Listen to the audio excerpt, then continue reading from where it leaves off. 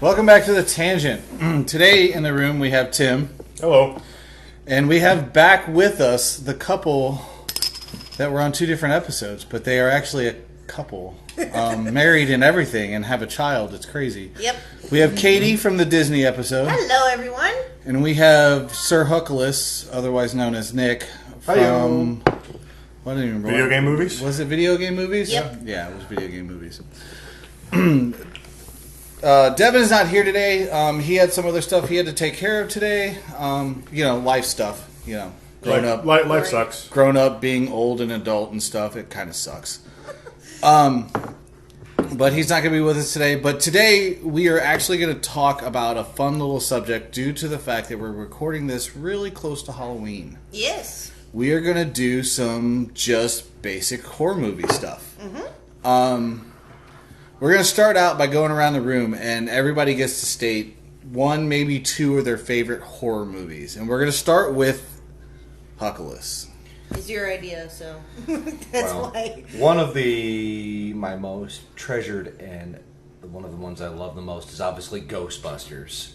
Is that a horror I movie? will. That's a comedy. It's not a horror I movie. will push that into the horror comedy genre, only because we're talking about horror movies on this podcast, Right. and you All right. had to bring up Ghostbusters. Well, Yes. if I had to bring it down to just strictly horror, it's going to be a toss-up between Mike Myers and the Phantasm.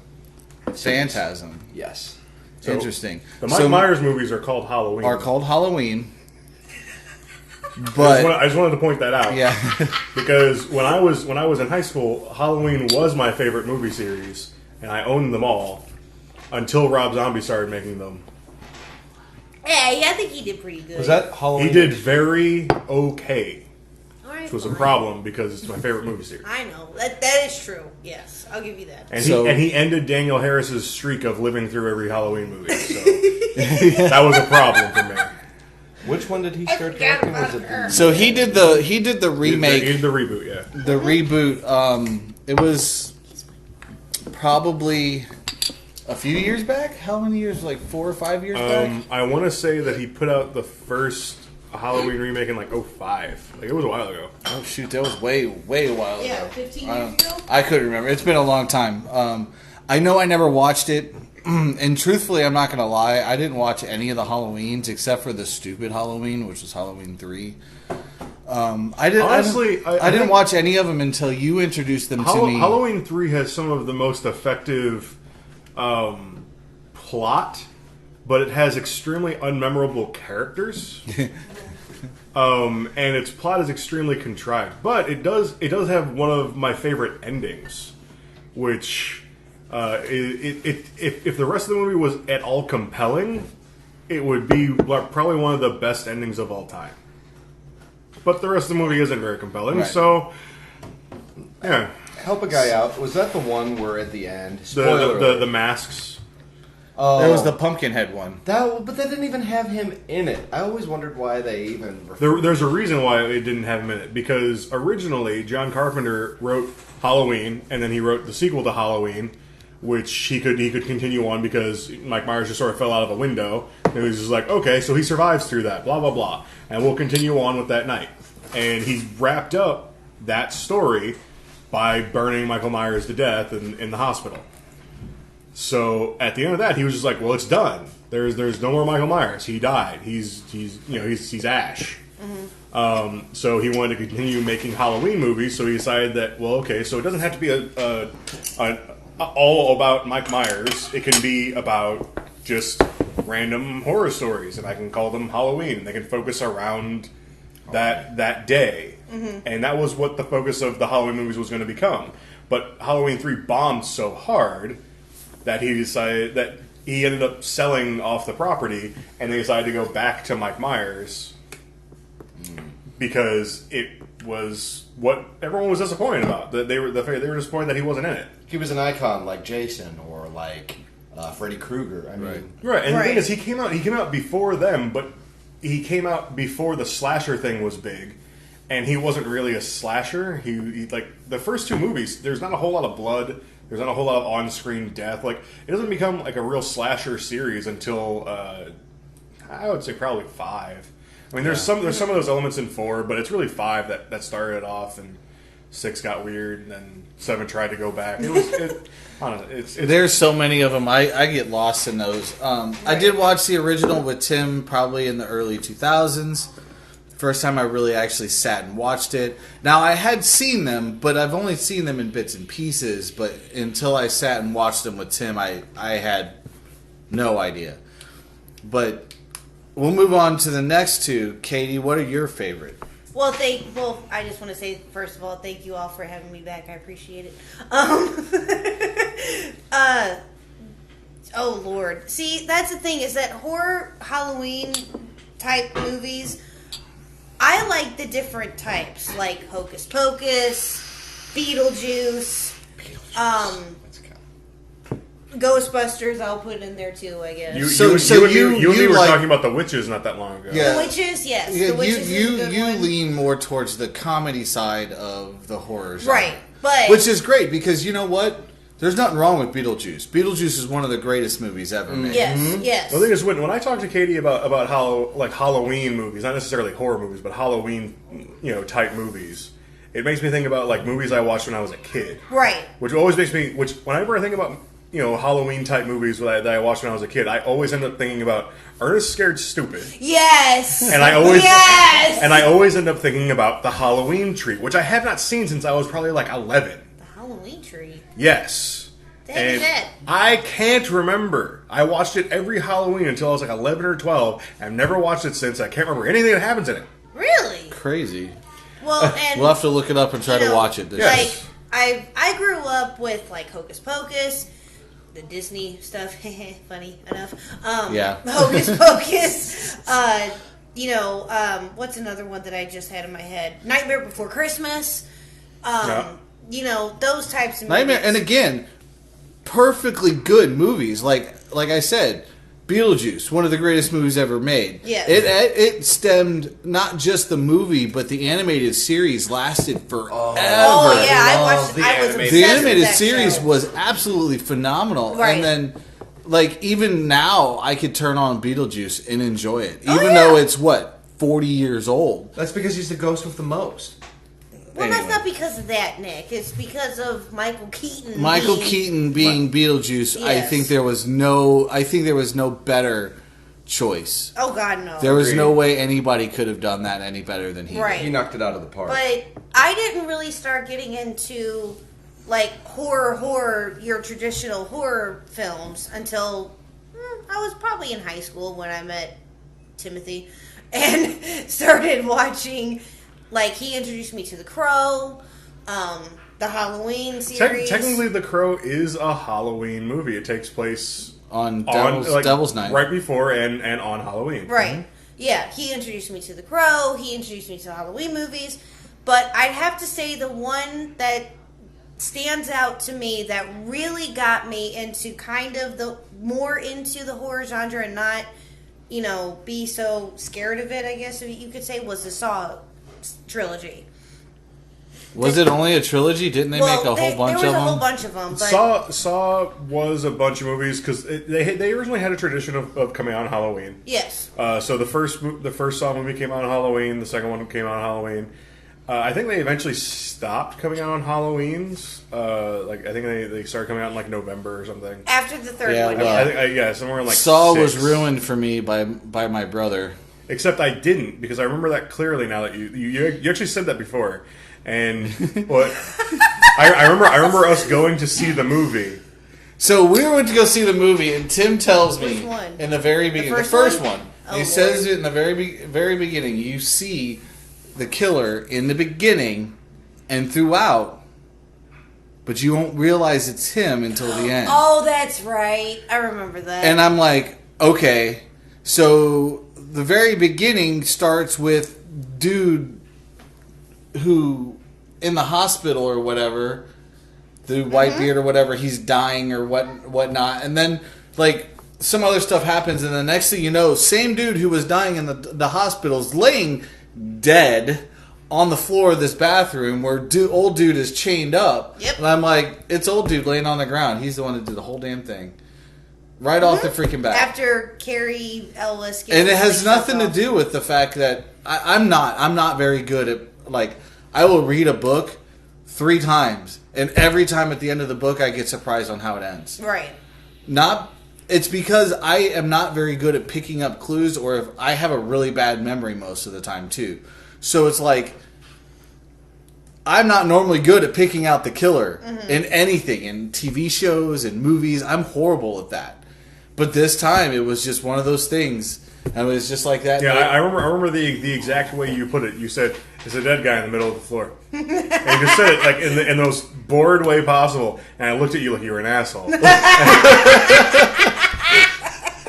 And I never do that. And I've never done that before, except for there was one other movie that I was able to pick the killer, but it took me halfway through the movie before I found him. Right. And that was the movie Scream 2. The Oh, second one. yes. Okay, so the second Scream movie, that video guy that keeps videotaping everything disappears. Halfway through the movie. In forever. And he just disappears. I said, that's the killer. That's one of the 2 killers. That's him. Because he was never around, and then all of a sudden he comes back towards the end outside of the suit, but he's not dead. Right. And I'm like, well, he's the killer. You know, he disappeared. It's kind of one of those things. But anyway, so sorry, I had to ruin You're Saw good, for a you're second. fine. So the Saw movies are great. The second Saw movie made me cringe a lot because of the tortures he put them through, especially Yes. the So, one. and that's kind of the thing is. Yes. The needle. Okay, I don't understand what people's things with needles are, but I don't have anything against needles. It's the amount of needles. It's the Yes. fact that you could not move probably a centimeter or 2 without being punched by another one. Right. okay, And that then would it- that would suck. But here, the thing is, I think the second one is where it started to already go off the rails. It did. Because Right. the first Saw movie, everyone thinks about it as being extremely gory, and but the thing is, it's just like the original Halloween. People insert things in their head because there are things that people think about happening in the first Saw that never actually occur. Right. Right. Like when people are like, oh man, when he cuts his foot off at the end, it's like they don't show you any of it. They show you him putting the blade against his ankle, and they show his face as he bites down on the towel or shirt or whatever, and he grunts and he's moving his arm. Did They he never get- show you the actual ankle. Doesn't he get shot or something? Is that why he had to cut it off? I can't remember.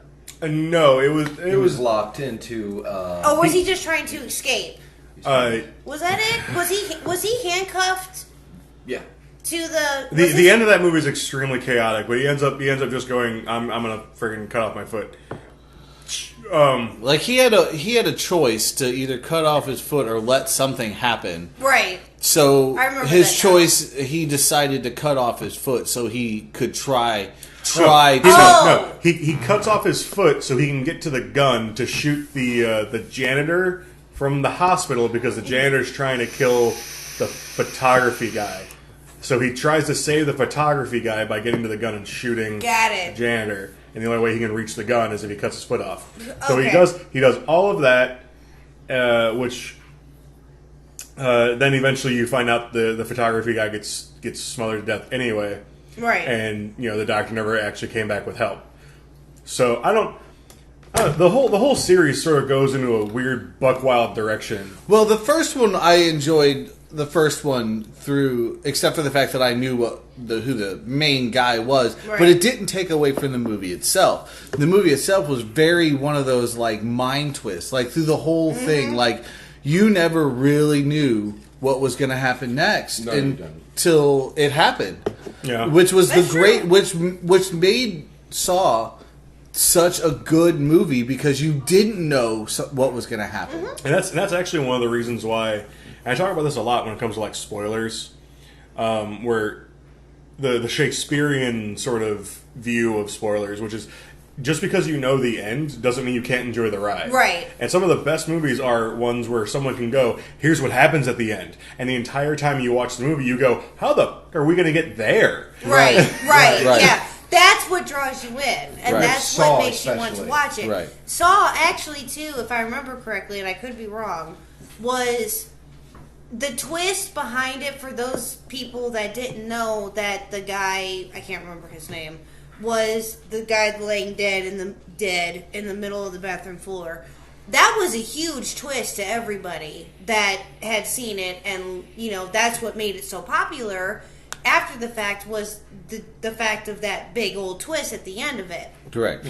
I think that's what caused it to be so popular, was that they did that. Well, and I just don't understand why the next movies became as popular. I think it was just people thinking that they were going to get the same kind of cinematography, Right. the same writing, And the as pig the mask yeah. thing, and the Well, girl they tried that, to do that. Like, they built up to that with everyone. and Now, the I haven't girl seen that the last ended up one. wearing the pig mask was his protege. Was was Amanda, if I remember correctly, Yeah. was going to be Yeah, I haven't- his. I hadn't watched them past the second one. I just kind of, it's just not my thing. Now, They make Without- less and less sense the further you go, and that was kind of a big problem. without Right. saying a whole lot, horror is not normally my genre of movie. It's not for me either. No. But there are a couple of movies. I used that to enjoy. love horror movies, and it eventually got to the point where they weren't making good horror movies. Like, there are very few horror movies these days that I even consider really watching. Right. All right, well then we'll just go ahead and jump to Tim's choices on his top. I don't know. You can narrow it down to however many you want, because I know you have a lot of older ones that you enjoy. Well, honestly, right now, I've given up on Halloween. I mean, it was really good for its time, and I still really enjoy it. But the different Halloween movies are very varied, because I enjoy different ones for different reasons. But really, my favorite horror movie has been, for a while now, ever since I worked at the movie theater, this movie called Pandorum. And it's because it's only a horror movie by technicality. It's technically a sci-fi horror movie. I think I've heard of it. I don't think I've ever seen it. Pandorum is a great movie. It sort of uses the horror guise to explore, like, loneliness, power dynamics, like guilt, and it just okay. Pandorum starts off with a guy. He's in stasis on a spaceship, and he gets woken up. And he's been in stasis long enough that he has to read all of the warnings on his stasis pod. And they alert him that, you have been in stasis for a long period of time, you may experience memory problems. And he has to try and remember why he's here and why nothing's working. That sounds familiar now. Right? And he has to use clues that he finds all around him. So, like, he has a tattoo on his arm that tells him his name, his rank, and his position. So he goes, I'm an engineer. Okay, that explains why I know what all these wires do. But I can't remember going to school or, anything else. So he just sort of instinctually knows how to do, like, engineering stuff. Wow. So he's trying to figure out how to do all that. That sounds And- really cool, actually. And then someone in the stasis pod next to him wakes up, and they're trying to figure out, what the hell's going on this ship, because the power's intermittent. So they're trying to figure out what ship they're on, where they're going, what they're doing, and why the third pod's empty. Is it just him by himself? It's And then he finds it's him and one other person, Got and there's it. a third pod, Okay. and the third pod's empty. So they're trying to figure out why the third pod's empty. So what they figure out is, the captain, who's the second guy that wakes up, goes, okay, we can get temporary power with this workstation by doing manual cranking, because there's a little manual crank place on the the little command station. So he just keeps cranking it. And he goes, okay, so I can use this to open up some of the doors so you can maybe get out, and you can try and figure out why we only have intermittent power. Mm-hmm. And so they basically get some comm units together, and he runs out, and he's trying to figure out why you're in intermittent power, and the captain's trying to figure out what the hell's going on with the rest of the ship. And it's just the two of them, linked by comms, trying to explore this ship figure out what ship it is and where they're going and why there's no one else there. Wow. Interesting. That sounds very cool, actually. It does sound. I'm guessing it didn't do too well in the box office. It did okay. What's funny is the majority of the people that were in it did end up becoming decently famous afterwards. So, I can't remember his name, but the guy who was the main character, Ben Foster. Okay. If you look up Ben Foster, you'll look at his face and you go, oh, he's that guy. And one of the Quaids is the captain, so he was already famous. What is the Quaids? Can't remember which one. He eventually finds some random chick in the ship. She ended up being in Man of Steel. She was the lieutenant under Zod. That random, Okay. yeah. So they're like a lot of the, and freaking what's his name? He's one of the Boondock Saints and he plays Daryl on Walking Dead. Norman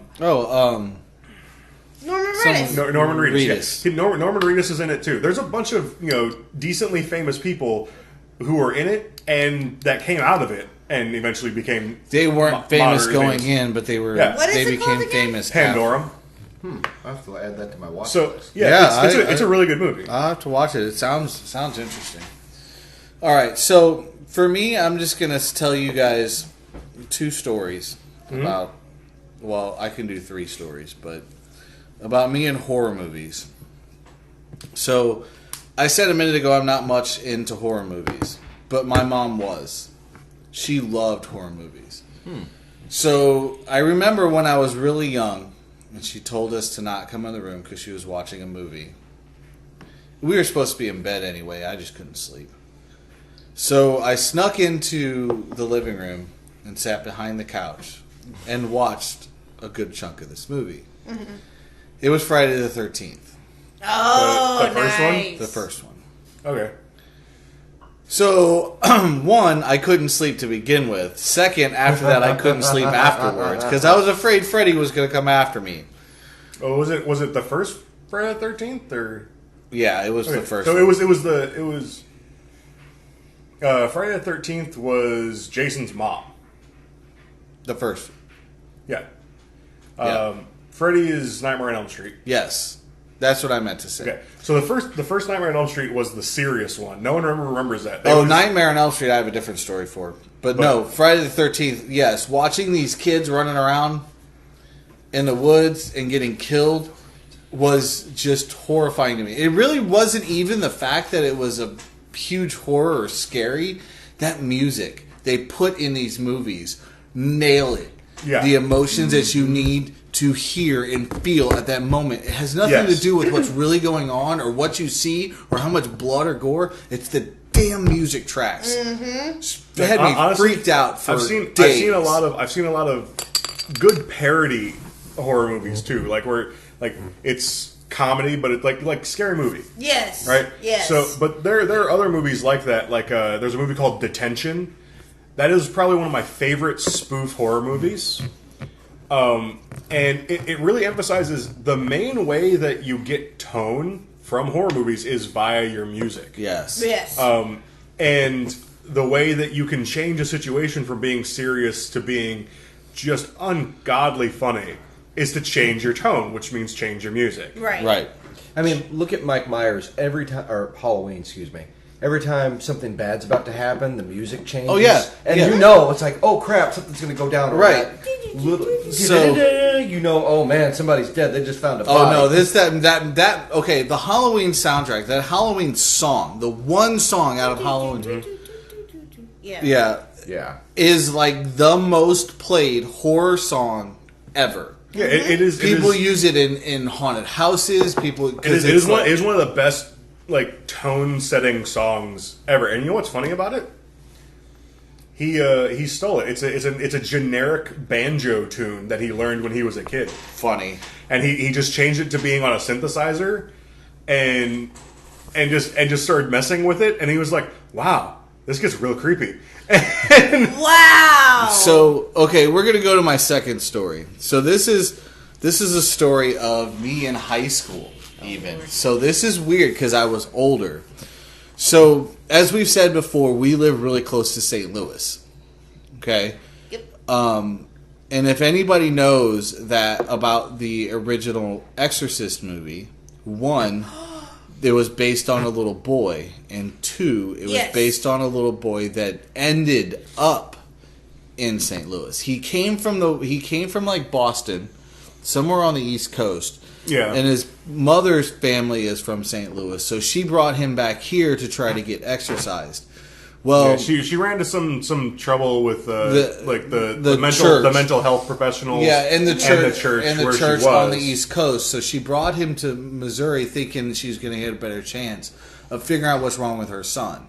Well, and if the people in this room know where I'm going with this, there was an actual hospital in St. Louis that had a wing on it. It's now torn down. Yeah. But the whole wing after this happened was shut down because it was totally haunted. Yeah. So okay. Oh, it was shut down for a number of reasons. But mainly is because a lot of the nurses and doctors wouldn't go in that wing. It had a very bad reputation, and so a lot of people didn't want to go in there.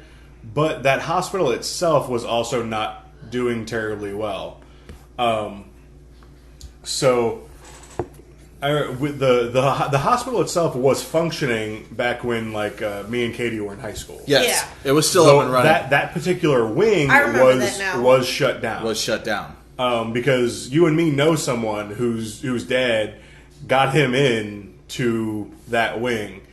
There was this guy Pat that we went to school with. Remember Pat? Oh yeah. So his dad, Pat Walsh? yeah. Yeah. So his dad actually paid a couple of people that he knew that worked at that hospital to let them into that wing while the wing was shut down. That's right. I remember that. And Pat was telling me about it, and he was like, it was creepy mostly because they shut down most of the power to that wing, so there wasn't really any lights.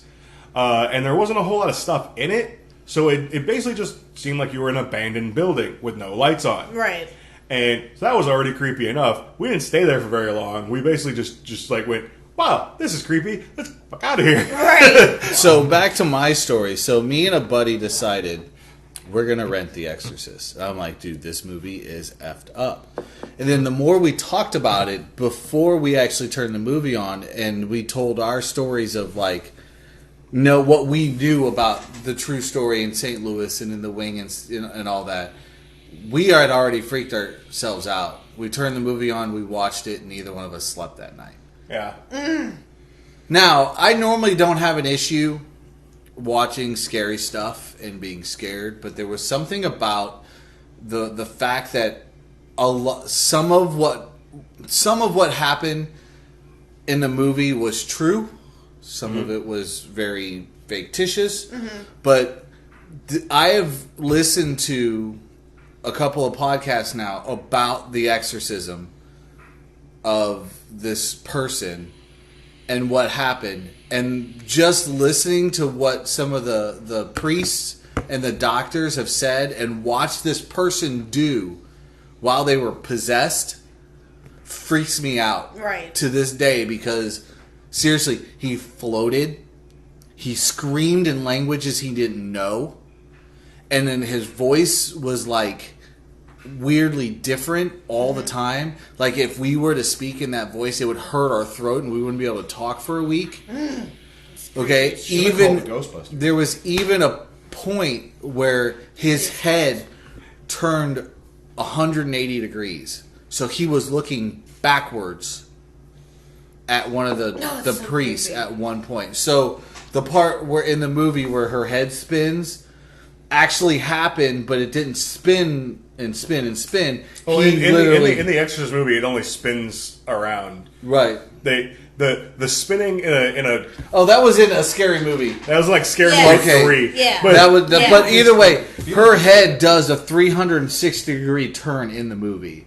But in real life, the things I've heard is he turned his head to where it was facing straight backwards from his back, Jesus staring at one of the priests, and was yelling something at him.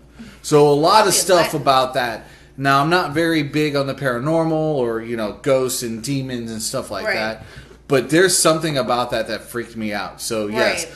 Horror movies, not into. Really enjoy the comedy horror movies. Yes. Yeah. Frighteners. Have you ever seen Oh, Frighteners? Frighteners is great. Such a great movie. That's a Michael J. Fox. Michael movie. J. Fox movie. Oh, we need to sit and watch that Oh, one night. shame on me. I've never heard of I that. haven't Oh, such a great movie. We need to sit and watch that movie. It's a movie where Michael J. Fox had some kind of accident, and ever since then he's been able to see ghosts, and he tries to. And I love Michael. Yeah, he does the whole like selling himself as like a psychic who talks to ghosts thing, and some I wanna people watch some this people now. don't believe him, and then he ends up in like a big fist fight with ghosts. It's weird. Yeah, it's such a great movie. Frighteners. I wouldn't really consider it a comedy. It sounds comedic when you sort of like give the description of it, but it's played up as a semi-serious horror movie, more like a thriller. Yeah. really. Oh, okay. Yeah, with it's ghosts. good though. Beetlejuice, Ghostbusters. I mean, those are the kinds of stuff that I watched and I loved watching. I even watched the horrible, super horrible freaking Casper the Friendly Ghost live action movie. Hey, I the like first that. the first Casper was great. Yes. and a lot of those actors did fantastic. Christina Ricci did some good damn work in that movie. Yeah. Dan she Aykroyd did. had a cameo too. Yep. Or And he had that Oh. terrible mustache So at the the time. the other movie that I can still watch, the but porno freaks me mustache. out Yeah. more than is Arachnophobia. Oh, Oh, John I Goodman forgot is so all good in about that movie. I remember watching that as a John kid. Goodman was the And shit. I kept Are you looking kidding at my me? arms, and I was like, "Oh, I feel like Dude, you're I falling had on me." trouble taking a shower for months after John that Goodman movie. is so good in Because that of the movie. one shower scene that's supposed to be sexy because it's a really hot girl in the shower, but this spider that is killing people just runs down her. Oh, but John Goodman is so good. John Goodman is so great because I love his he's got his little toxic things out shooting this spider. He's out on the deck. And he keeps shooting it, and the spider keeps coming back. He keeps shooting it, and the He's spider got the comes back, and he fucking walks over to it, and he Roseanne just steps on it. He goes, that's right. And he He's walks got the away. Roseanne hair too. I love it. Oh my god, such a great movie. I am, and most people know this or don't know this, but I am extremely afraid of spiders. Okay, yes, it's really weird, but I have this really bad thing with spiders. No judgment. Ask my ex-wife about what happened when the spider the size of my hand ended up in the shower with me.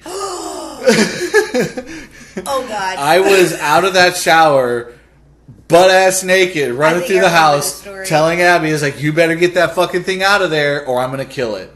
I think She I was remember you very, telling me this. she was very like, she doesn't like to kill spiders because spiders are good, and I get Yeah, that. yeah. Spiders are good for the environment Some because of they them are. kill mosquitoes, they kill bugs and stuff like that. That Daddy are Longlegs. hindrances to us. They Daddy kill Longlegs they are- kill the insects that no scientist has been able to find any evidence for being required for the ecosystem. Right.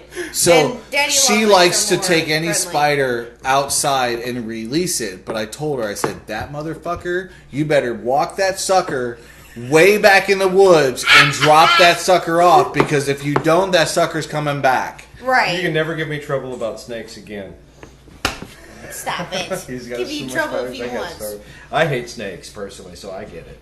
Well, so you can't watch You can't watch Snakes on a Train, Snakes on a Train. Snakes on a Plane. Or I hate snakes. what's that super great freaking J-Lo movie, Anaconda. Oh, That damn Anaconda movie, man. No, The worst snake movie oh, so you can't watch ever. Harry Potter then? so here's the thing. A lot of people think about Snakes on a Plane because that was the first Snakes movie to come out. What about snakes on a train? Okay, and that's the thing. Someone, if anyone knows what The Asylum is, they make really bad movies that are based on other movies that come out to try and take advantage of them, and they usually end up on the Sci-Fi Channel. Okay. Are they the They, ones that they, make they actually the, made the movie Snakes on a Train.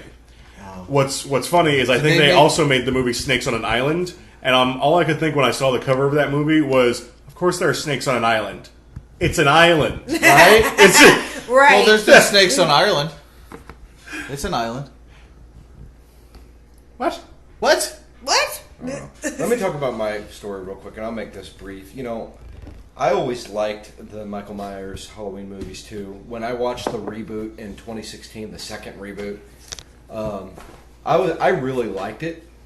I got a little bit back into The it. second reboot. You mean the movie where they brought Jamie Lee Curtis back? Yes, where they retconned her death and brought her back. Well, they didn't really retcon her death. What they did was they basically pretended like no other movies except for 1 and 2 happened, I think. Well, if I'm not mistaken, I believe in H2O she chopped Michael's head off, and that was the end of it. So they retconned that, and Well, at the end of H2O, she cuts off Michael's head.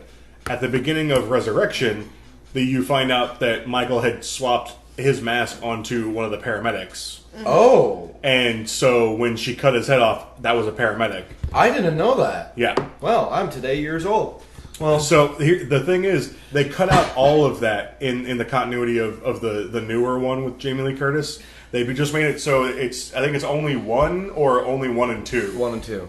And they just ignore all the other movies. I just thought of another horror one that we all forgot. We haven't talked about the Phantasm yet. No. I forgot one until just now. It. Okay, so I'm going to say point blank on horror movies. Look, I watched the first It, and I really liked it. It's the second Tim. one, the newer one, I won't watch because that's one thing I can't do is I can't see kids getting ate I up will like say that. this. It's horrifying. I've seen bits and pieces of the original and of the one that came out a year or two ago. It always suffers from the same thing. The first part is always good because the parts with the kids is good.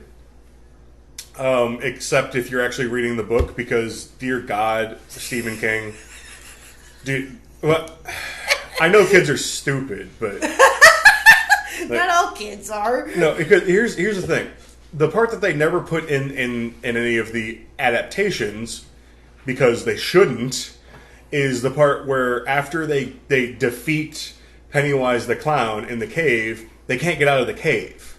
They don't understand, like something is magically holding them in the cave. And one of the kids gets the bright idea that they can't get out because they're virgins. Oh, I think you told That's me messed this. Yes. So there's one That's female, in the book, right? There's one female, and she's not a virgin.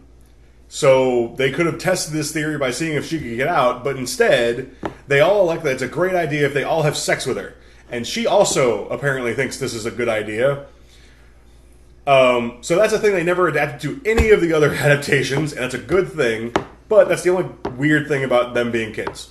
Right. The parts where they're an adult are all really dumb. It's just a big game. Yeah, that's Right. appropriate. So the second part of the old made-for-TV movie with Tim Curry is less good than the first part. The new adaptation, the second part is not as good as the first part. So they tried to stick more stuff with the kids in to try and make it interesting, but really all they did was they were just filling time. Right. And all the stuff with the adults, their acting is good, but the adult parts are all dumb. They're all boring. Like, Well, I haven't seen. and they the whole cut movie. off all the stuff with the cosmic turtle. So, and which okay, no. Here's the There's a thing. reason why we're laughing about that. As funny as it is, the cosmic turtle is the only reason why the parts with the adults really exist. Is so he can do all the lore with the cosmic turtle, and they always cut it out.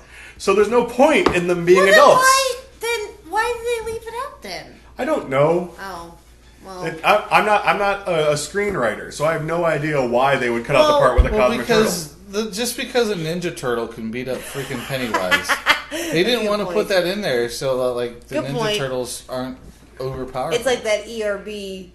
turtle. Rebels of Because history. that's good. The whole reason why it actually happens, and they get into this in the book, is because Pennywise is a cosmic entity, right? He's basically just like a being that lives in space. Yeah. Right, so he's kind of like Cthulhu, but like Stephen King Cthulhu, right? Right.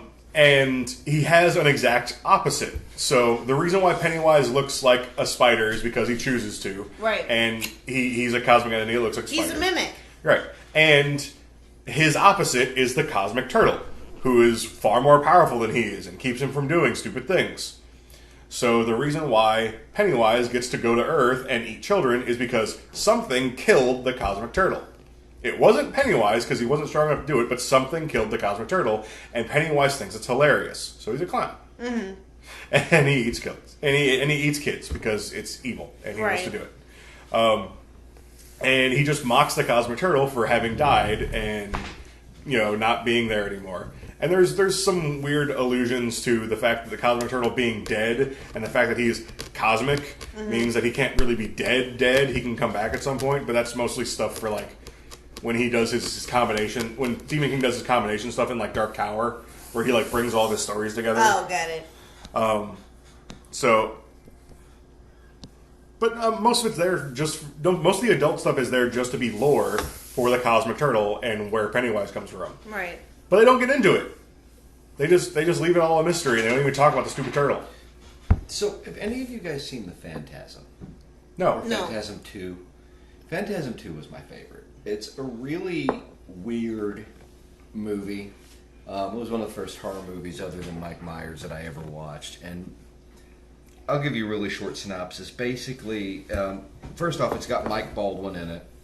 Mike Baldwin? Who the hell's it? Yeah. He's one of the Baldwins. Is he one of the Baldwin brothers? I was actually sitting here trying to find that out. That is unverified as of right now. But So, basically, you've got two brothers. there's like 74 Baldwins. So basically, what's going on is That's that not a lie people either. are disappearing in this town or ending up just as zombies, and they suspect that the mortician is turning them into zombies.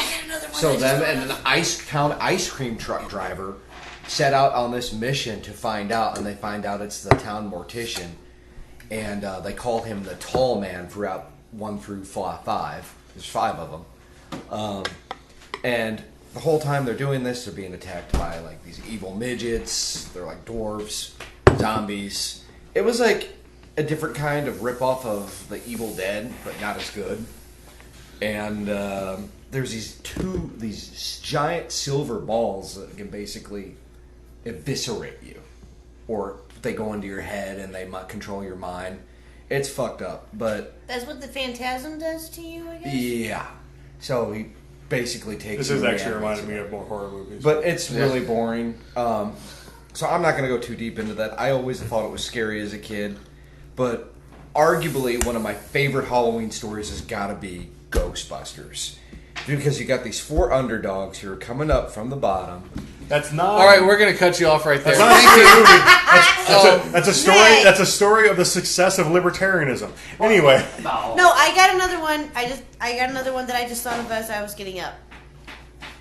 It may not be classified as a horror movie. I don't know. It depends on your take on it. But one of my favorite ones was Tremors. oh yeah, Tremors is good. What's that about? I haven't seen that. Tremors. You've never seen I saw, any of the Tremors? Tremors I saw many for are the. Hold on. Like 8? Shush. Tremors I saw for the first time when I was like 12 or 13. And I saw it for the first time on TBS. Oh god, Kevin Bacon. And it was Kevin. Oh. It was Kevin Bacon, Kevin Bacon and the and dad from Family Ties, and Oh yeah, and it has Reba in it. yes, and Reba, yes, And Reba's I forget who wife, the chick yes. is, the main character chick, but she became famous too outside of that. Yes, But Tremors. Tremors was great because Tremors was really good. it wasn't really like, I mean, it kind of had its own.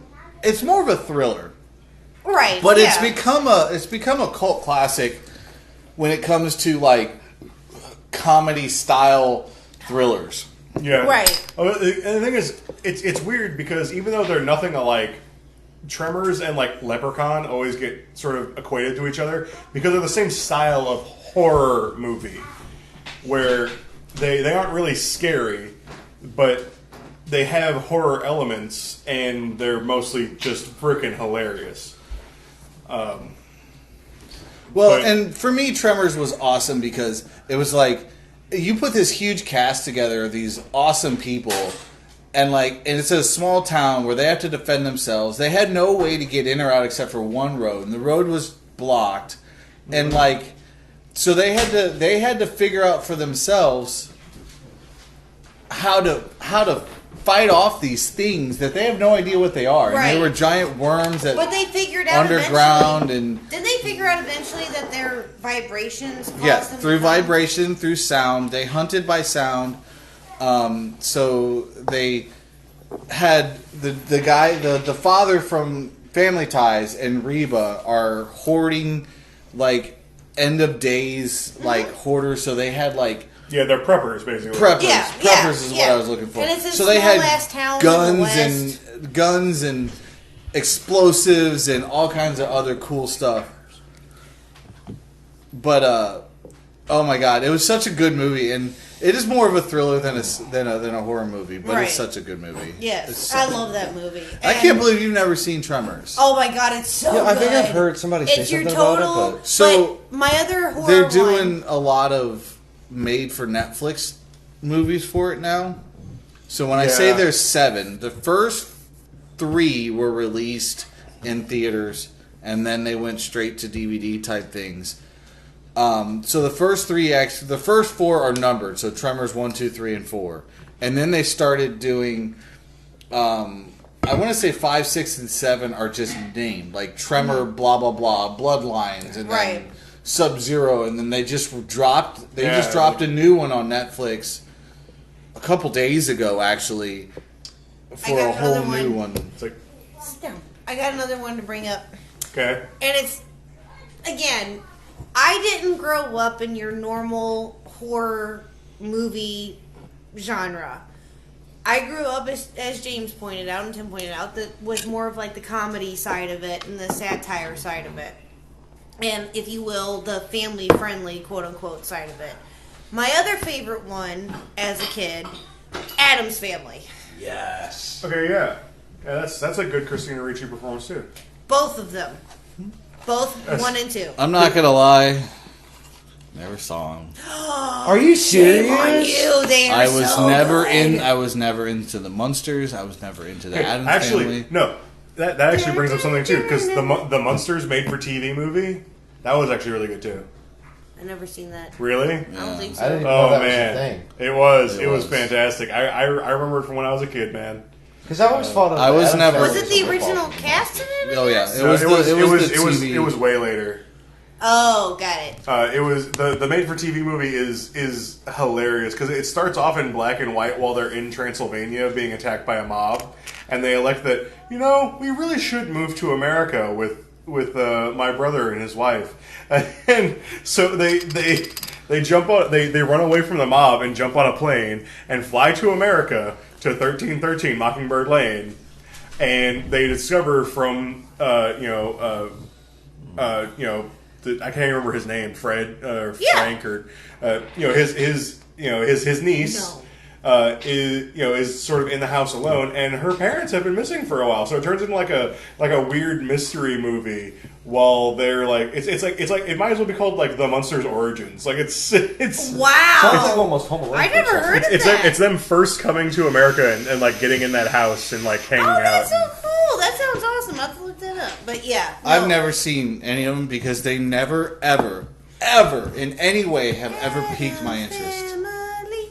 First one's pretty good. Come on now. None of them. The TV shows, nothing. Never interested me whatsoever. I love the Halloween. I was love Addams and that's kind of a weird thing because there is like a divide between like most Addams Family fans and Munsters fans. Like most people choose one or the other. Right. So, I've noticed that too. I love And the thing is, I'm not any different. Like if I had to choose between the two, I would choose the Munsters over the Addams Family. I don't have anything against the Addams Family. It's just never been terribly entertaining to me. Right. The Well, I've Munsters, seen the both. Munsters was always more entertaining to me. It was Right. more wholesome. I've seen both. It was I've just seen, funnier. I've seen both. I've seen both. Like my favorite episode is the two heads of the family, the married couple, the mom and dad of the Munsters. They both elect that Yeah. they need to get a side job because they're not making enough money, and they both get a side job on the exact same work site, riveting. And they end up accidentally falling in love with each other, and they don't know how to be like, oh no, am I cheating on my significant other? When they're actually courting each other again because they won't tell each other they got a second job. And it's like this is the greatest episode of this show ever. I love that episode. And the dude that plays Fred Munster is the judge in My Cousin Vinny. Is he really? Yes! I am today years old yet again. Yeah. So He is he's- great. Oh, My Cousin Vinny. Oh, non-horror. Great freaking flick. Oh my god, Oh, that great movie's movie. the Anyway. best. But So there we are didn't- there are we some didn't there get are some into- more there are some more modern horror movies that I could recommend to people. Well, there's one that we didn't get into yet at all and didn't even talk about is Nightmare on Elm Street. Ugh. Okay. We didn't talk about Hellraiser either. Or aliens. Or Hellraiser or Aliens. We can do them pretty quick. Nightmare on Elm Street freaked me the fuck out. I have too. no comment on that because I don't know anything about it. Because, I mean, it's the whole fact of the matter that he enters your dreams and kills you. I did not watch any of the Nightmare on Elm Street, I so couldn't. I have It no terrified comment. me. as a kid. Yeah. Well, and I made a comment to you the other day when you were talking about I it. just know Johnny Depp's in it. You made a comment Yeah, he's not about, in it for very long. about it and about killing children. In the And if first you one, really not look really. at Nightmare on Elm Street, they were killing kids. They were all teenagers in high school. They're still kids. You could argue that about any slasher flick because they're all technically teenagers. Yeah, truthfully. Yeah, I mean, Friday the the 13th. 13th. They're all teenagers in high school, just at summer camp. Right. But, I don't know, and it, little half the size. But We can do Aliens real quick. Aliens was really good. I don't really consider it a horror flick. I consider the first consider it one, more of a the thriller. first one, I could say passes as a horror flick. Yes. The second one is pure action. The third one is garbage. Yeah, I The agree. fourth one is worse somehow. And they keep getting worse beyond that. After that. I don't know how that happened. Like, Well, I mean, the thing is, the first one was great because you had no idea what these things even looked like. You had Yeah. no idea anything about them. I mean, and then the aliens themselves became iconic in pop culture, iconic for what they were. The face suckers became a thing. The horrifying. big long headed queens became a thing. Mm-hmm. I mean, they became a huge pop culture icon. I mean, hell, they even did a Predator versus Aliens movie. yeah. You know, Aliens versus Predators 1 and 2. Right. You know, and truthfully, if you really look at it, that's good cinematography, really, if you look at it, because, I mean, think about it. Two of the greatest enemies from old thrillers, Predator and Aliens, fighting each other. we got that with Freddy versus Jason, but I never got a Jason versus Mike. Michael Myers. Okay. The rumor was they were going to do a Mike Myers versus Pinhead. That would go badly. You'd think. So I've seen a lot of the Hellraiser movies, and there's one thing I can tell you right now about Pinhead that would give him a huge disadvantage against Mike Myers. Pinhead is not a person of focus. Pinhead is a man of vice. If it has something to do with an orgasm, he is all about it, and he is all about it right now. Really? Like seriously, if you read the books or watch the movies and read the first Hellraiser book, compare it to the movie, you can see exactly what they cut out and why.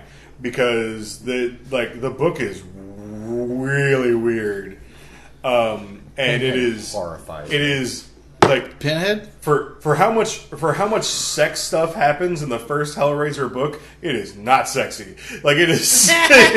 It is, So, it okay. is horrifying and terrible. We're gonna go off the rails a little bit and talk about a movie that is more of a thriller, but if you really get down to the nitty gritty about what happens throughout the movie, it kind of has a horror theme to it, which is Seven. Oh well, I was gonna finish my point Oh, about Seven. That's a good one. my point about Pinhead go versus ahead. Mike Myers. Pinhead versus If- Mike Myers. If you take the Mike Myers that's from the sixth Halloween movie, very specifically the sixth Halloween movie, Why the sixth? because the sixth Halloween movie they tried to make it more like they tried to give an excuse as to why Mike Myers can't be killed. And they made him like this weird magical like has to exist brought down from the gods to like cull like the population sort of thing. So like he can't be destroyed unless that unless he's able to take out a certain amount of the population and things. It's weird cult stuff. So they give him a weird cult that follows him. Yeah, it's honestly kind of interesting. If it had been its own movie in and of itself, where they made a new character for it, it would have been decently neat. But it's Mike Myers. But if you take that Mike Myers and you pair it off against Pinhead from specifically Hellraiser Blood, what is it? Blood something. Bloodlust. No, it's Bloodlines? Bloodlines. Yeah, Hellraiser Bloodlines. So if you compare those two, Hellraiser Bloodlines, Pinhead in that movie is a lot more stupid. He's extremely arrogant. Throughout that entire movie, they go through like 3 different time periods. They show you the origins of Pandora's box. They show you it moving on to its descendant, and it in the far-flung future where they're on a frickin' space station.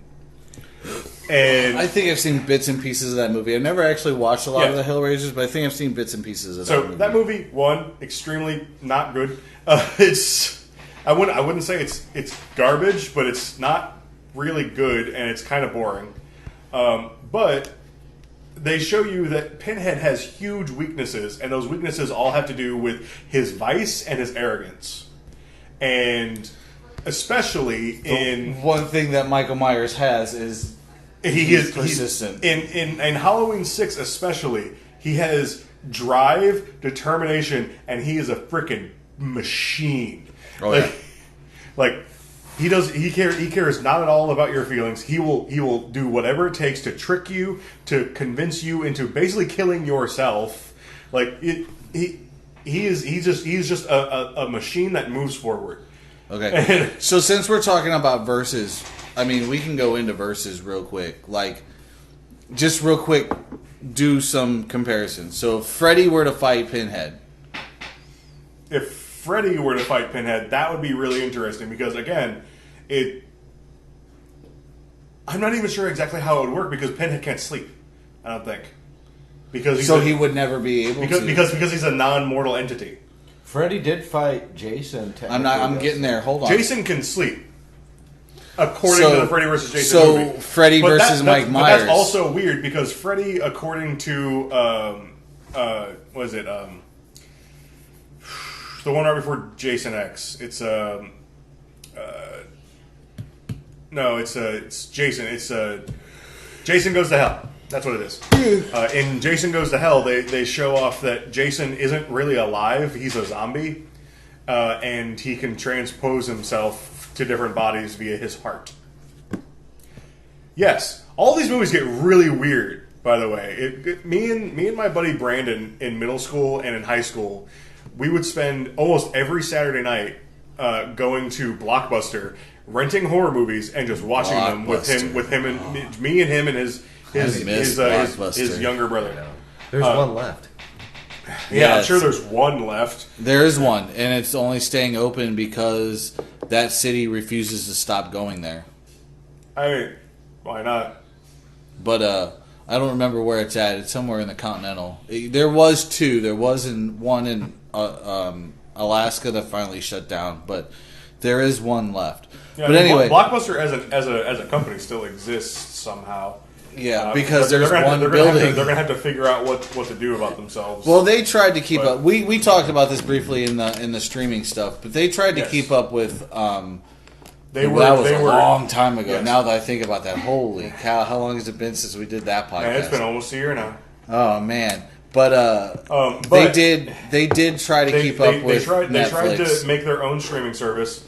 They were too ahead of their time because the internet wasn't fast enough. Yep. They ended up blowing a lot of money into it. They bombed themselves, and as a result, when Netflix and stuff did show up, they didn't have the money to compete. It was one of those things. They were just And they had They the chance did- to they were just too ahead of because they knew it was going in that direction.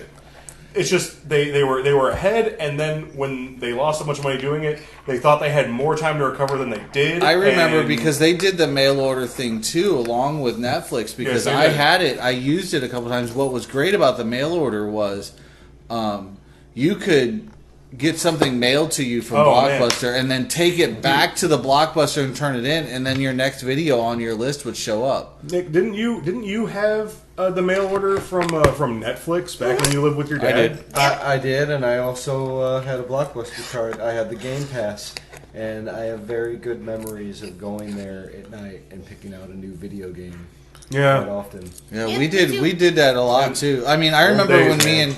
me and my ex-wife first started dating. I had that the pass where I paid extra like $30 a month or whatever, and we could get any non-new release basically for free. Yeah. I got it for free, and we could get as many as we want. We'd go up there sometimes 2-3 times a night, and we'd watch 2 or 3 movies in one night. Right. But the whole point of my little story was I've seen a lot of random horror movies, and as a result of my middle school and high school years. So the So- versus stuff, it gets really kind of the crazy. versus stuff has especially Freddy versus Jason has a very logical lead into it, because the Friday the 13th movies and the Nightmare on Elm Street movies were eventually produced by the same company. Okay. And they did the Freddy Goes to Hell and Jason Goes to Hell movies around each other, because their focus was to make a versus movie where Freddy goes to hell first and uses his influence as basically being a dream demon to be able to pull Jason back out of hell after he goes, and use him to give himself more influence on Earth. Which is eventually what they kind of did. It's just it took them longer to make the movie than they thought that it was going to. I feel like the Jason versus Mike Myers would be the most boring fight ever, because they'd beat the hell out of each other, and then one of them Yeah, because would back up. it's not. Right. The thing is there would be no like strategy involved. They just look at each other and be like, "All right, I got a knife. You got a knife. Let's do this." Now, Right. the most horrifying- let's think about this the one thing. thing. The thing is, I don't think that it would actually do anything, because there'd be no motivation for them to actually really fight each other, other than the fact that Jason considers everyone in his direct vicinity to be his enemy. Now, the most Right. horrifying thing I could think happened, an alien on itself would be scary as hell. Now, imagine for a second if an alien got a hold of, I don't know, But- because it takes the shape of whatever it impregnates, and it kind of becomes someone like that. Imagine if it, Wait, imagine if it got on a Jason or a Mike Myers, and then it came back as a Mike Myers or Jason Okay. xenomorph. That would be horrifying. I don't know if the science behind that would work, though. so I assume you're talking about basically the Predator alien from the second AVP movie. Oh, yeah. Or any alien, really. So, well, the thing is, okay, I think the Predator alien is the first instance where they show that the aliens can be different, depending on species, because they do show that aliens can be different depending on other circumstances. Because Alien 3, which again really boring and really bad. Yeah, bad. But that particular alien was different in ways that didn't actually end up mattering in the plot. It was just different for the sake of them being. That able to was say a it whole different. genetic thing, though. Yeah. In that they were trying to purposely genetically modify the alien, But if I recall, because that's when they brought Ripley back. the that was the fourth one. the weird thing. Is that Resurrection, yeah. It was Okay, horrible. There was a lot of rumors from Alien versus Predator, the movies, when at the end of the first one you had that Predator alien come out.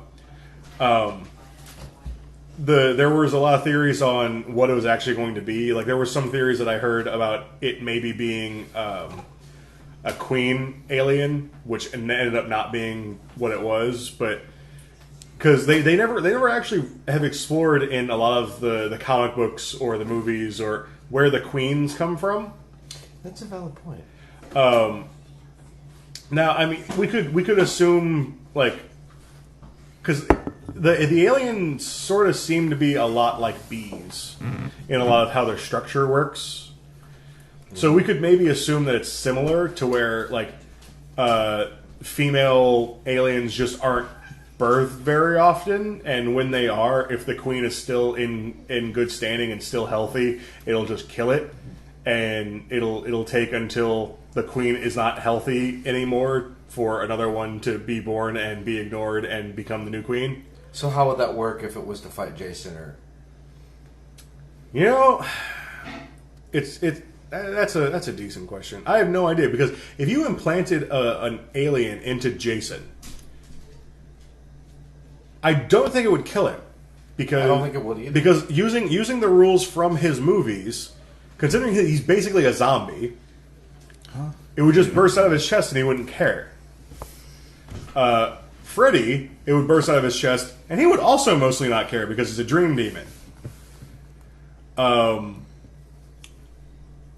But you'd have to pull him out of the dream world first. So, like, if Freddy, I don't know how you would have Freddy fight an alien in their dreams. That would be weird. That would be weird. I don't even know if it would work. Like, logistically. I don't think it would. I know who would come out on top of all of these fights regardless.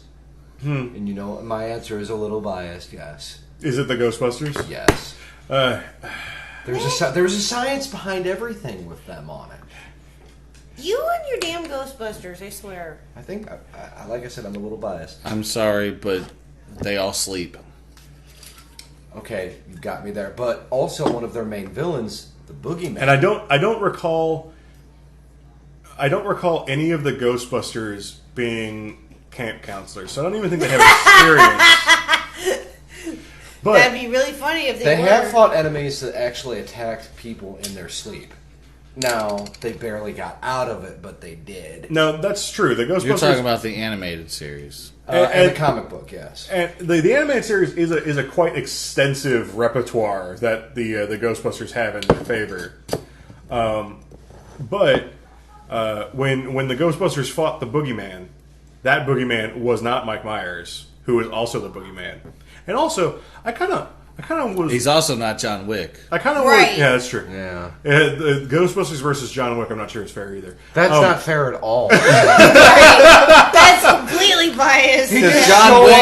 John Wick is the boogeyman. I don't care what anybody says. Right. No, it's true. No, I have kind of wondered for a couple weeks now, the origins of the Boogeyman, as a matter of because obviously it refers to something, but when people say the Boogeyman, no one has a solid. I don't know. Ask Google. I'm gonna. Go for it. But while I'm doing that, While you Google that, let's talk about the movie Seven. Never heard of it. What's in the box? Really? What's in the box? Yes, you have. It's I was with gonna say, Brad have you Pitt never and heard of Morgan Seven? Freeman. Tell me what's in the box. Oh, come on my now. God, what's in the box? It's with Brad Pitt, Morgan Freeman, and Kevin Spacey. It's one of the best movies ever. Tom tells me this is It's an okay movie. the longest podcast of my life. Because I don't know. Okay, is that why you're No, talking okay. about that? So Because Morgan the Freeman's in it? you've heard of the 7 Deadly Sins? Oh, yeah. You're- Okay, so there was a guy who's been going around murdering people via the 7 Deadly Sins. Oh, Yep. So he literally makes some guy eat himself to death. Yep. It's Kevin Spacey. Gluttony. Kevin Spacey is the murderer, and Brad Pitt and Morgan Freeman are the detectives. detectives trying to find the killer. And Gwyneth Paltrow is in it too. She's Brad Pitt's wife or girlfriend? Wife. And he somehow manages to get to her. I can't remember how. Don't. But You're giving away too much. I'm making him watch this movie. I want to watch it. Okay. And does Ross show up and save the day? Since Gwyneth Paltrow's in it. wrong actress. Wait a minute, wrong actress. Not Jennifer Aniston, genius. No. Who's the actress on Friends that played Phoebe? Lisa Kudrow. Never mind. I'm done. But anyway. Wow. But Anyway, it's okay. So the basis of this is that they all died due to one of the 7 deadly sins, Yes. and the whole sex one really threw me for a loop. He made that guy who made knives and Oh yeah. yeah. I forgot Oh about my that. god. Right. I forgot about that. I'm making a disgusted, shaking face right at the moment. Oh, I forgot. That's yeah, it's crazy. So, but as much as a horror that could be like horrific, the deaths and stuff were, it's definitely more of a thriller. But I still, it's still one of those ones. For Well, me. what do you guys? And this is probably a question that I should have asked in the beginning. What do you guys qualify as being horror? Besides your normal, typical Freddy, Michael Myers. Okay, so that's kind of an interesting question because a lot of people when they think of horror or scary, that for some reason, especially in modern times, people immediately run toward gore. Right. I run towards supernatural. I run there's- towards jump scares. Any movie that gives me a jump Or scare, supernatural could be it too. The thing is, gore is okay. Maybe I'm going back a few years in order to say gore, especially in like the mid 2000s. Right. That was when gore and horror meant the same thing. Right. These days, I think we're just past the time of jump scare. I think jump scare was like the 2010s, Yeah. with like Paranormal Activity and things like that. yeah, which I was gonna get to. I mean, we're running a little short on time, but I was gonna get to some of the newer ones, like we can. It's not newer, but like the Blair Witch, Right. Insidious. Insidious is one of the newer ones that I won't watch because I think they're stupid, and I wouldn't get scared from it because I'm too grown up. It's I don't even know what it's about. I'm not gonna lie. I've never heard of it before. But then there's a bunch of these like Annabelle. Yes, Annabelle. Yes. There's some other Yeah, good ones that are. scary doll movies what are I've always heard, a Oh, scary and doll speaking movies. of horror, What about actually, Gremlins or Puppet Master? Remember those? As a Gremlins, I don't really consider horror. well, as Okay, a no, the first Gremlins was a horror movie. Was it really?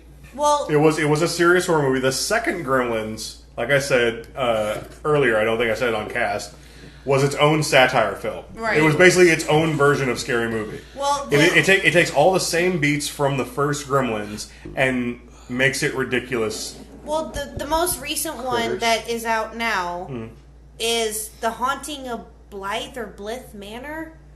It's on Netflix. Yeah. The So Haunting of a Black lot Manor, of these. Okay, so we didn't even get into Poltergeist, Oh yeah. that's a 13 good Floors. 13 Ghosts. Well, the 13 Ghosts, the original and the remake. Because the original 13 Ghosts actually always reminds me of the third Final Destination movie. Or number And 23. the reason is because the original 13 Ghosts, like if anyone remembers the third Final Destination movie, if you Hills went, have eyes. if you went and watched Yes. if you went and watched the third Final Destination movie in theaters, they gave you a little thing so you could choose one or two, Mm-hmm. and it was a choose your own adventure movie. Really? Yeah, which is if you get it on DVD, you can do it that Or, way, or you can set it Jeepers to Creepers. play however it's Jeepers supposed Creepers. to. Jeepers Creepers Okay, was really I was actually going to bring up Jeepers Creepers. Keep that in mind. Yes. So you could choose one or two. That actually comes from originally when they experimented with that with the original 13 Ghosts, which is an Alfred Hitchcock film. That was Yeah, the first, that's true, That was the yes. first. That was the first movie where they gave you a little remote in theaters, and you could choose one or two, and you had to choose your own adventure movie. Anything Alfred Hitchcock. Alfred Hitchcock was a okay. Vertigo. Alfred Hitchcock, like seriously, Alfred Hitchcock's least horrifying movies are better than a lot of modern day horror movies. Right. Like, Absolutely. Lifeboat. Lifeboat is a better horror movie than most horror Well, movies. look at Right. the birds. The Birds. The yes. Birds. Yeah, the Birds. That's what I was. Well, I was getting thinking ready to I was bring thinking like Psycho. Psycho, And yes. God, well, I can't remember the name of is it? Well, he also made a version of Rear Window. up. Vertigo. But he made that movie. It's all supposed to be shot as though it's one shot where they killed someone, they hide the body, and then people show up. Is it Vertigo? No. No, so they it's two guys in an apartment.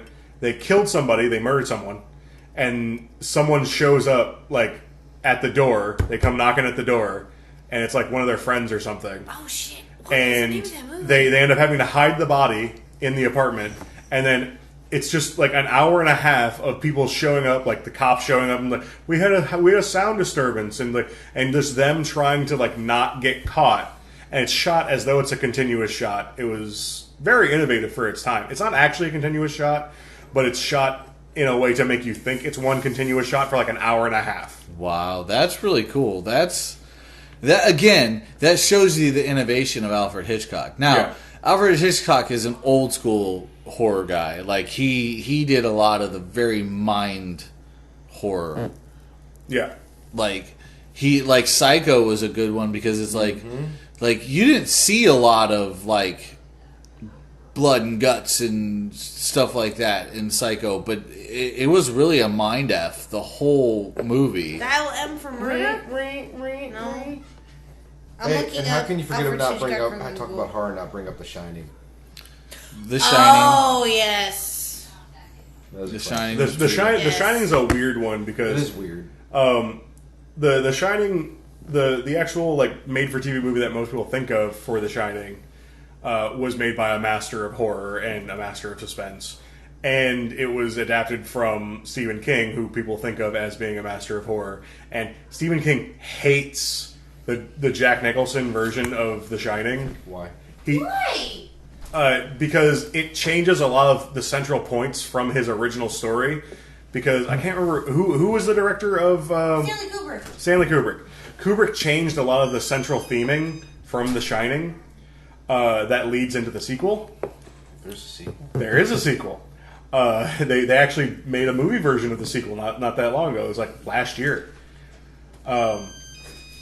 But What's the sequel? I can't remember. It's The sequel to The Shining? yeah. They made it like they put it out like last year. Oh, Mr. Doctor. Oh, Yeah, Doctor something. Oh, hold on. It has Ewan McGregor in it. Hold on. I would think I would know this. Hold on. Googling. Doctor Sleep?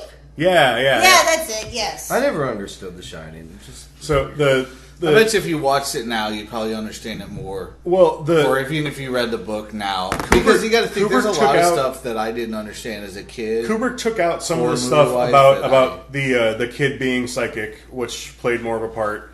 He took out how the actual ending works because the place is supposed to explode. Like, so it's weird because Kubrick appreciated some of the foreshadowing of the furnace, which is why the place explodes, because he appreciated it and he talked about it afterward, but he didn't end up using it. Like he just sort of mentions it at the beginning of his version, and it never comes up again. But in the book, the furnace is supposed to be maintained at all times because it's old and it's not working correctly, and he has to go down and make sure it doesn't explode. Right. And at the end of the book, it explodes. Kind of like how we exploded the house on Haunted Hill. Yeah. Mm-hmm. So essentially it was just a difference of vision between how Kubrick wanted to maintain just the one vision of this individual story, and Stephen King wanted it to sort of lead into the second story of the kid once he grows up. But I've been looking up a lot of stuff on the Boogeyman right now. Okay, I was waiting for this. Okay, so Jeepers Creepers, you mentioned earlier. A lot of this stuff is reminding me of Jeepers Creepers. So I'm just down in etymology of the word boogeyman. The word boogie is believed to be derived from the Middle English bogey or buggy, which translates directly into something frightening or scarecrow. Oh, okay. Theories on the origin in a root meaning could be goat, if you use the German origin, which works into a lot of cultures using the boogeyman as a substitute for the devil. That makes sense. It can also mean goblin, beetle, bugbear, bug. It is this one word has like a bajillion different origins. Holy cow. So when I looked at like history of the boogeyman between like cultures, and they're all different for like one concept, the boogeyman, and all of these different origins for the one word boogie. They're all so different, which is probably why no one can think of anything solid like as being the centralized. This is the boogeyman, Right. like. Because they sort of take the same word and they just use it across cultures, and that root word is just everywhere. Like it is, like it could literally be anything. Yeah, that is true. All right. Well, we've been talking a long time Yes, we have. about horror movies. Yep. We missed a lot. Trust me, I know we missed a lot. This podcast would end up being like 4 or 5 hours long if we continue talking about this subject. Yep. This was just something fun I wanted to throw together just right before Halloween. We are actually recording this the weekend before Halloween this year. We are. And I might have him put this out as a bonus. Yay, cool. So I Should we do recommendations? want to do quick recommendations on something that'll scare the bejesus out of other people by watching. Oh, God. Arachnophobia is one, James. You want to suggest arachnophobia? You can if you want. So No. we'll start over with Nick. You should. I'm just saying in general. I mean, it Something can be that an scared older you. movie, something that scared you as a kid that maybe you can recommend for somebody to pick up and watch on Halloween. I got it. I got mine. You know what? I was actually mortified by Nightmare on Elm Street as a kid. I watched that way too young. Same. And Aliens. I would have, after seeing that alien burst from someone's chest, I had nightmares for years That about was that. John And the Hurt, thing wasn't it? is, it wasn't from a person. He was an android. It was John Hurt, wasn't it? I'm pretty The sure that's original? his name. That's Doctor No, Who. One of It them. didn't burst from the android because the androids have white blood. He did burst from one of the androids, I thought. No, one of the It might have it later in the movie. I can't remember. Okay. One of Anyway, The first one that everyone always thinks of was just a dude. okay. A movie. My recommendation is either It or Saw. If you're scared of fucking clowns, watch it. If you want a good horror twist, watch Saw. Tim? Okay. I wasn't able to get into this movie throughout the rest of this podcast, but I'm going to go ahead and recommend it because it's a movie that I think is underappreciated. It's called Mind Games, and it's when I say that, don't mistake it for Mind Games. It's mine, as in like a coal mine. Mind Games. Oh, Mind Game. Oh, So got it's sort of a play on words because it's supposed to be like a mind game, but it's a mind game because half of the movie takes place in a mine. Interesting. Oh, okay. Cool. So mine is a movie that I've already talked about on the podcast, but I want you to, before you watch the movie, do some research on the actual exorcist that happened in St. Louis. Then watch the movie.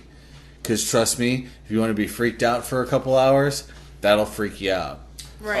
Also, if you want to just be into the fiction elements of Exorcist, Exorcist 3, not Exorcist 2, just skip that movie entirely. Exorcist 3 is actually a pretty good movie.